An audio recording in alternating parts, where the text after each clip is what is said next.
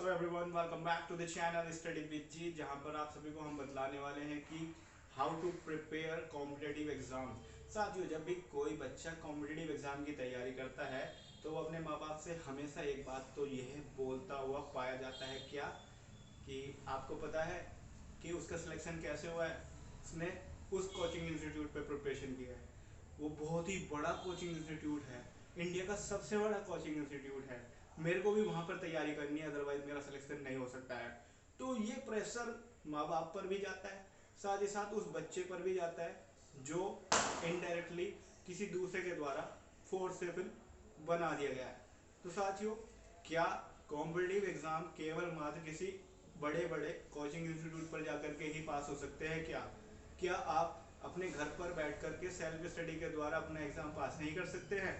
क्या coaching centre पर जाना मस्ट है, या फिर कोचिंग इंस्टीट्यूट का चुनाव कब करें? ये सारे सवाल अगर आपके दिमाग में चल रहे हैं तो आज की ये वीडियो बहुत खास होने वाली है, क्योंकि इस वीडियो में हम आपको बताने वाले हैं कि एक एस्पिरेंट क्या गलती करता है और उसे कब कोचिंग इंस्टीट्यूट ज्वाइन करना चाहिए। ये सारे सवाल आपके इस वीडियो के माध्यम से मिल सकते हैं, इसलिए वीडियो को अंत तक देखिए।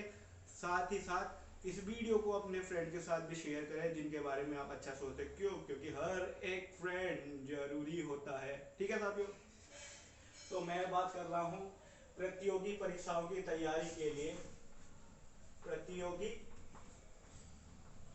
परीक्षाओं की तैयारी कैसे की है,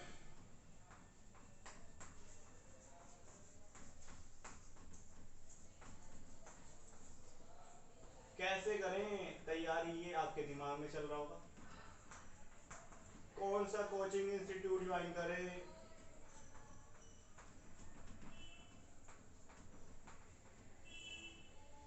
ज्वाइन करें, सेल्फ स्टडी से होगा क्या, ये आपके दिमाग में चल रहा है। बाहर ही जाना पड़ेगा क्या? ठीक, तो बहुत सारे क्वेश्चन आपके माइंड में चल रहे हैं, मैं इनका वन बाय वन जवाब दूंगा। भैया कैसे करें ये आपसे बेटर कोई नहीं जानता, तो आंसर इज ओनली यू। आप ही इसका आंसर हो। कौन सा इंस्टीट्यूट ज्वाइन करें? मैं तो ये कह रहा हूं कि कोई सा भी मत करना, तब भी हो सकता है बिल्कुल। और इंडिया का बेस्ट बेस्ट जिसको भी मानते हैं, क्योंकि इंडिया बेस्ट ही होते हैं सारे के सारे। मैं भी यही बोल दूंगा, study with Jeet India best motivational inspirational और मोटिवेशनल कह दीजिए, कुछ भी। इंडिया बेस्ट यूट्यूब चैनल है, चाहे भले ही मेरे सब्सक्राइबर 195 हो आज की डेट में। ठीक, लेकिन हर कोई बंदा अपने आप को बेस्ट मानता है, लेकिन हमें क्या है, बेस्ट कौन होता है कौन नहीं होता है वो अपने आप पता चलता है। हाँ, ये सेल्फ स्टडी तो चाहे कोचिंग इंस्टीट्यूट ज्वाइन करो या मत करो, ये तो सबसे जरूरी है, मस्ट है। सेल्फ स्टडी तो करनी ही पड़ेगी आपको, चाहे आप कोचिंग ज्वाइन करो, करनी ही पड़ेगी, चाहे कोचिंग ज्वाइन करो या मत करो। बाहर जाना पड़ेगा या नहीं? भैया ये उन लोगों से पूछ के देखिए जो बिहार में रहते हैं, जो यूपी में रहते हैं, स्लम्स में रहने वाले लोग हैं, वो सेलेक्ट हो जाते हैं, वो विदाउट कोचिंग सेलेक्ट हो जाते हैं, वो बच्चे विदाउट किसी एडिशनल सपोर्ट के सेलेक्ट हो जाते हैं, तो हम क्यों नहीं हो सकते हैं? हमारे पास यार क्या नहीं है, हमारे पास लाइटिंग की सुविधा है, हमारे पास नेटवर्क की सुविधा है, हमारे पास आज की डेट में हम यूट्यूब सब चला करके भी अगर नहीं पढ़ पा रहे हैं तो समझिए कहाँ गलती है। ठीक, तो मैं इस वीडियो को लंबा तो नहीं ले जाना चाहता हूँ, लेकिन आपका मार्गदर्शन पूरा करूंगा। तो किसी भी कॉम्पिटिटिव एग्जाम की तैयारी के लिए,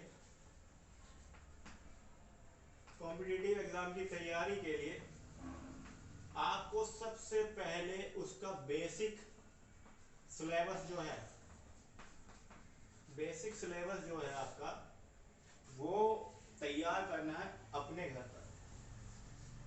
बेसिक बेस अपना बनाना है। जब तक आप बेस नहीं बनाएंगे तब तक आपकी जो तैयारी है वो अच्छी नहीं होगी। कैसे करें तैयारी? लगभग 12 तक की आप एलिमेंट्री मैथ्स कवर करें, चाहे आप मैथ वाले थे, चाहे आपने मैथ पढ़ा है या नहीं पढ़ा है, इससे फर्क नहीं पड़ता, लेकिन आपको मैथ पढ़ना पड़ेगा एलिमेंट्री में, जिसमें डिस्काउंट यानी कि छूट, बट्टा, समय, कार्य, ये सब वाले क्वेश्चन आते हैं। तो इसके लिए आपको स्टार्टिंग से तैयारी करनी है। मेरा कहना ये है, जिस बंदे को मैथ में कमजोरी है वो अपना 5वीं क्लास से लेकर के शुरुआत करे और 10वीं क्लास तक का मैथ करे। 5 6 बच्चा बन जाए, वो बच्चों वाली लाइफ लिए 5 6 7 8 9 10 क्लास का मैथ धीरे धीरे धीरे धीरे कवर करे। जोड़ना घटाना भी नहीं आता है तो जोड़ने घटाने से सीखते, ठीक है, दिक्कत नहीं है कोई। दूसरी चीज ये है इंग्लिश। देखिए यूपी को छोड़ करके बाकी सभी जगह के जो एग्जाम्स हैं, स्टेट लेवल के एग्जाम को छोड़ करके सेंट्रल के एग्जामों की बात करें, एसएससी वगैरह की बात करें, तो वहाँ पे इंग्लिश आती है। तो आपको 12th तक का जो इंग्लिश ग्रामर है, ग्रामर ग्रामर पर अपनी फोकस करनी है। इसलिए आप अपना इंग्लिश ग्रामर को अच्छे से पढ़ें। 5वीं क्लास से पढ़े, ये भी 5 6 7 8 9 10 11 12 टेंस पेन सीखें, डायरेक्ट इनडायरेक्ट पैसिव, मैंने कि बिल्कुल वैसी पढ़ाई करें जैसे बच्चों वाली पढ़ाई होती है। एक ल्यूसेंट की बुक ले लीजिए आप, ल्यूसेंट जीके की बुक ले सकते हैं। देखिए पर्टिकुलर नाम ले रहा हूँ मैं, ल्यूसेंट जीके अच्छी बुक है। तो इससे आप अपना जीके पढ़ लें, जिसमें हिस्ट्री, ज्योग्राफी, साइंस वाइंस बहुत अच्छा जो है जानकारियाँ भरी पड़ी हैं। छोटी सी किताब होती है भाई, इतनी सी, बिल्कुल इतनी सी किताब है। इसको आप पढ़ेंगे तो आपको बहुत सारा सपोर्ट मिलेगा। ये मैं क्यों बता रहा हूँ, इससे आपका क्या तैयार हो रहा है भाई, बेस। इससे आपका एग्जाम पास होना हो लेकिन आपका बेस बन जाएगा।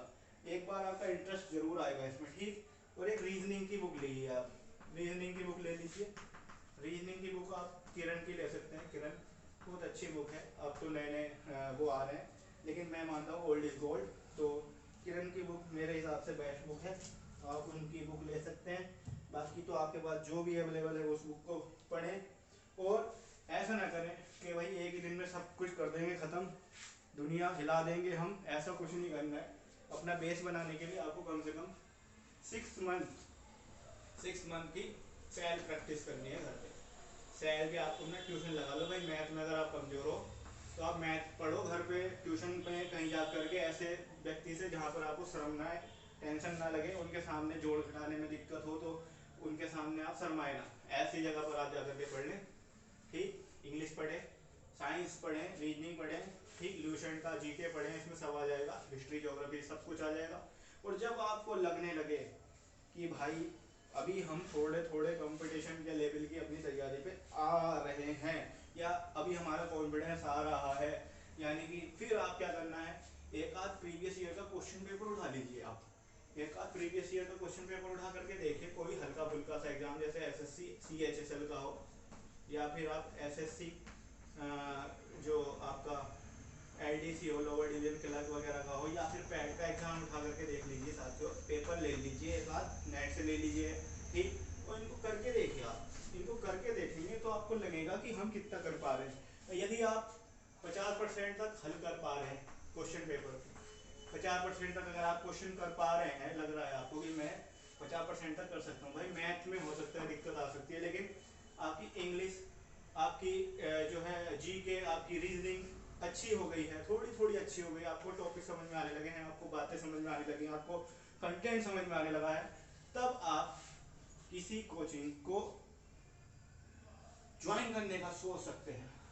क्यों मैं ऐसा कह रहा हूँ, इसका कारण क्या है, चलिए इसका कारण भी मैं आपको बताता हूँ। कि भाई ये सब पढ़ के अब हमें कोचिंग भेज रहे हो आप, यार कैसी स्ट्रेटजी बता रहे हो, ये कैसा तरीका बता रहे हो आप पढ़ाने का या पढ़ने का, कैसा तरीका बता रहे हो आप। तो मैं बता रहा हूँ क्यों। देखिए भाई, जब आप किसी भी इंस्टीट्यूट में अपने अड़ोस पड़ोस के सेंटर पर भी जाएंगे ना प्रिपरेशन करने के लिए, किसी सेंटर पर जब आप जाएंगे तो वो आपके लेवल के हिसाब से नहीं पढ़ाएगा, आपका लेवल नहीं देखेगा वो। आपका लेवल मान के चलिए ये है, टीचर का लेवल ये है, बाकी बच्चों का लेवल ये है, वो इनके लेवल से पढ़ाएगा, उसे आपका कोई मतलब नहीं। क्योंकि ज़्यादातर सेंटर का जो फोकस है वो है money. Where there is a money there is a honey. Money है तो हनी है, उन्हें कुछ मतलब नहीं, उन्हें हनी खाना है, ठीक। बड़े बड़े कोचिंग इंस्टीट्यूट का भी यही है, पैसा वैसा कमाते हैं, उनको कुछ नहीं, इसके अलावा उनका तुम्हारे सिलेक्शन से कोई मतलब नहीं है। आपका सिलेक्शन आप ही करा सकते हो साथियों, ठीक। तो आपका लेवल तो चल रहा ही है 50% का, और बच्चों का लेवल चल रहा है बाकी होगा 70% 60%, क्योंकि वो थोड़े से अच्छे या मैथ बैकग्राउंड के हैं, साइंस बैकग्राउंड के हैं। तो भैया ये टीचर तो आपका इन्हीं पे फोकस करेगा, क्योंकि जो उसके समकक्ष होगा, थोड़ा बहुत उसके आसपास का होगा, उन पे ज़्यादा फोकस करेगा। आप पे फोकस ही नहीं कर पाएगा और आपके सर से जाएगी गेंद बाउंस, बाउंस चली जाएगी, बाउंसर को मार ही नहीं पाओगे आप, क्योंकि बाउंस पे डक करोगे आप, ठीक, और डक करने से काम चलेगा नहीं, ठीक है साथियों। इसलिए जब आपका बेस बन जाएगा, घर पर आपकी प्रिपरेशन होगी, आपको प्रिपरेशन घर पर करके जाने में ही फायदा होगा। क्यों? क्योंकि जब आप घर पर प्रिपरेशन कर लेंगे तो आप बोर्ड मास सीख जाएंगे, बोर्ड मास मैथ में होता है, आप इससे आगे एक्सपोनेंट सीख जाएंगे, ठीक, आप थोड़ा परसेंटेज परसेंटेज सीख जाएंगे, आप थोड़ी सी जो है टाइम वर्क के सब क्वेश्चन सीख जाएंगे। मतलब एटलीस्ट आपको क्या होगा, कॉन्सेप्ट क्लियर होगा साथियों, आपका कॉन्सेप्ट पता होगा आपको, और आपको कॉन्सेप्ट पता होगा तो इस मास्टर की ये जो पढ़ा रहे हैं आपको, जो सर भी पढ़ा रहे हैं आपको, उनकी बात कैच करने में दिक्कत नहीं होगी, वरना आपके सर से बाउंस जाएगा।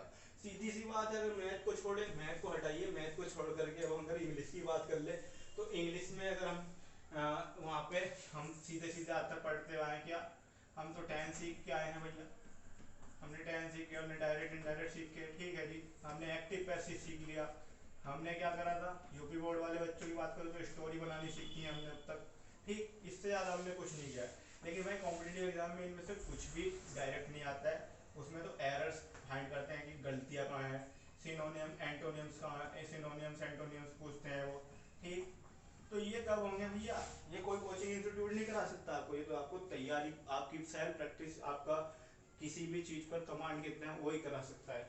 तो ये इसलिए आप किसी कोचिंग में गए, कोचिंग में क्या होगा भैया, एक बुक लगी हुई होती है वहाँ पर, ठीक, वो जो टीचर होता है ना वो उस बुक को रट चुका होता है, क्योंकि 2 4 साल 5 साल 10 साल से वो एक ही किताब पढ़ा रहे हैं, तो वो किताब उन्हें जाती है रट, और जब वो किताबें रट जाती हैं तो वो क्या करते हैं, तो देख के सेंटेंस वो बता देंगे, भाई पढ़ेंगे पूरा पढ़ेंगे सेंटेंस, कह देंगे ये गलत है, इसमें यहाँ पे ये गलती है, एक्सप्लेन भी कर देंगे, चलो मैंने माना एक्सप्लेन भी कर दिया। लेकिन अगर उनको दूसरी तीसरी चौथी और कोई अलग सी किताब दी जाए तो उन्हें भी दिक्कत आनी शुरू होगी। एक मैं मानता हूँ कॉम्पिटिटिव एग्जाम का जो टीचर है आपका, वो कभी भी 100% क्वेश्चनों को सॉल्व नहीं कर पाएगा, अगर कितना भी जीनियस क्यों ना हो वो। क्यों? क्योंकि 100% कॉम्पिटिटिव एग्जाम में कोई भी नहीं कर पाता है। इसलिए आप टीचर को पहचान भी सकते हैं कि भाई ये बंदा कैसे करके आ रहा है। आपके सामने अगर वो अटक रहा है तो समझ लीजिए वो आपकी ही तरह के हैं, और अटकना कोई दिक्कत वाली बात नहीं है, क्योंकि सर्वे सर्वा और यूनिवर्सल कुछ भी नहीं हो सकता। वो प्रिपरेशन करके आ रहे हैं वो अलग बात है, लेकिन ये बात भी मानने की है कि यार 20 सेंटेंस में बताया 20 के 20 सही जवाब दे दिए, इसका मतलब कोई व्यक्ति अपनी घर से तैयारी करके आया है, होमवर्क करके आया हुआ है, ठीक। तो इसलिए क्या बता रहा हूँ मैं, इसलिए यही कहना है मेरा कि आप घर से प्रैक्टिस करके जाएं। इससे क्या होगा, आपको पढ़ने की आदत हो जाएगी, आपका एक बेस बन जाएगा, नींव बन जाएगी, फाउंडेशन मजबूत हो जाएगी, तो इस पर कितनी बड़ी बड़ी आप इमारत बना सकते हो, वरना नहीं बन पाएंगे आपकी, ठीक है।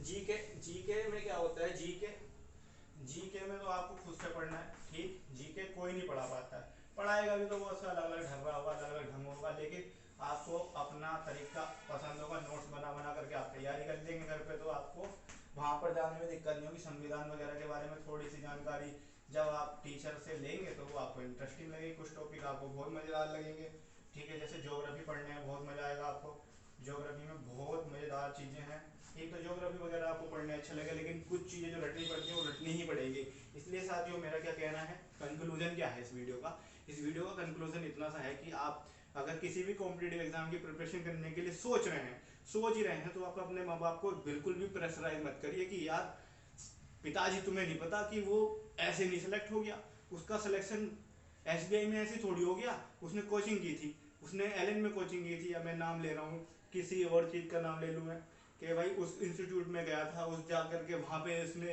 इतनी मेहनत करी। भैया मेहनत उसकी खुद की है, सेल्फ स्टडीज़ की है, क्योंकि एसबीआई या कुछ कुछ भी किसी भी जगह पर सिलेक्शन होने के लिए ये जरूरी नहीं है, मैंडेटरी नहीं है कि वो कॉम्पिटिटिव एग्जाम की जो कोचिंग इंस्टीट्यूट खुले हुए हैं वहीं पर गया होगा। कुछ बच्चे ऐसे भी होते हैं, कुछ नहीं मैक्सिमम बच्चे ऐसे होते हैं जो सेल्फ स्टडी से अपना एग्जाम निकाल सकते हैं। कोचिंग इंस्टीट्यूट ज्वाइन करना चाहिए, लेकिन उससे पहले ये सब 6 7 8 महीने, एक साल आप अपने घर पर तैयारी करके जाएंगे, तभी आप कोचिंग इंस्टीट्यूट में सरवाइव कर पाएंगे। अदरवाइज बीच में छोड़ करके भाग आएंगे, और बीच में छोड़कर आने पर आपकी फीस वीस वापस नहीं होगी। इसलिए एग्ज़ाम की प्रिपरेशन पहले आप अपने घर पे करें। 6-7 महीने घर पर तैयारी करने के बाद अगर आपको लगता है कि मुझे अपना ग्राफ अब बढ़ाना चाहिए, कुछ चीज़ें मुझे अब अच्छे से सीखने के लिए मुझे कोचिंग जाना पड़ेगा, या फिर यूट्यूब पर बहुत ज्ञान बटा हुआ है भाई। यूट्यूब पर इतनी ज्ञान की बातें हैं, इतना सारा कंटेंट है, यहाँ से भी आप ले सकते हैं। तो साथियों बने रहेगा चैनल के साथ, स्टडी विद जीत के साथ। यहाँ पर मिलेंगे आपको टू द पॉइंट बातें, बिना किसी मस्के के साथ। तो थैंक यू सो मच बने रहने के लिए हमारे चैनल के साथ। वीडियो अगर पसंद आए तो फटाफट से लाइक करें, शेयर अपने फ्रेंड के साथ जरूर करना, क्योंकि आपके फ्रेंड भी आपको अपना बैल भी सर मानते हैं भाई।